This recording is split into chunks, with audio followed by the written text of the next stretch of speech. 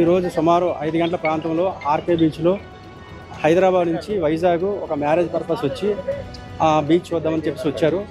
అందులో ఇద్దరు, ఒక వసంత అన్న ఆమె, అలాగే సాయికృష్ణ అనే వాళ్ళ ఫ్యామిలీ మెంబర్స్ ఇద్దరు కూడా లోపల దిగారు.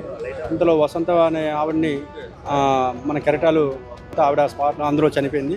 అలాగే వాళ్ళ ఫ్యామిలీ మెంబర్స్ అనేటువంటి సాయికృష్ణ గారు కూడా ఉన్నారు, అతన్ని సేవ్ చేయడం జరిగింది. అలాగే మన లైఫ్ గార్డ్స్ అందరూ కూడా ఉన్నారు, కాకపోతే కొంత డిస్టెన్స్ ఒక 50 మీటర్స్ దూరంలో వెంటనే తెలిసిన వెంటనే వచ్చారు. వచ్చిన వెంటనే మన వసంత గారిని సేవ్ చేయడానికి ట్రై చేశారు. అయితే అప్పటికే ఆవిడ చనిపోవడం జరిగింది. అలాగే వాళ్ళ ఫ్యామిలీ మెంబర్స్ ఈ ఇన్సిడెంట్ చూసి ఒక అతను ఒరిస్సా అతను గోవింద్ అని చెప్పి అతను చూసి వాళ్ళని సేవ్ చేద్దామని వెళ్ళారు. ఆ కుర్రాడు కూడా అందులో మునిగిపోవడం జరిగింది. ఇప్పటి వరకు కూడా అతను ఇంకా తేలలేదు.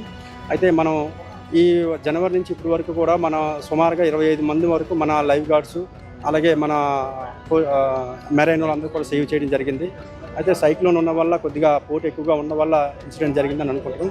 ఆల్రెడీ ఆ బాడీ కోసం కూడా మేము ట్రేస్ చేస్తున్నాం. అలాగే అందరం కూడా వెతుకుతున్నాం, కానీ అది జరగడం చాలా బాధాకరం. అందరికీ మేము చెప్పేది ఏంటంటే ఎవరు కూడా స్విమ్మింగ్కి వెళ్ళొద్దని మేము పోలీస్ శాఖ నుంచి అందరూ కూడా హెచ్చరిస్తున్నాం.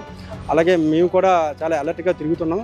అయితే కొద్దిగా మన వాళ్ళు ఆ లేడీ కొద్దిగా వెయిట్ కూడా ఉండడం వల్ల ఇది జరిగింది తప్ప వెంటనే మనం సేవ్ చేశారు. బట్ అన్ఫార్చునేట్లీ ఆవిడ చనిపోవడం జరిగింది. అతను ఒక సాయికృష్ణ గారిని వెంటనే కేజీహెచ్కి తరలించాం. ప్రస్తుతానికి అతను అయితే బాగానే ఉన్నారు.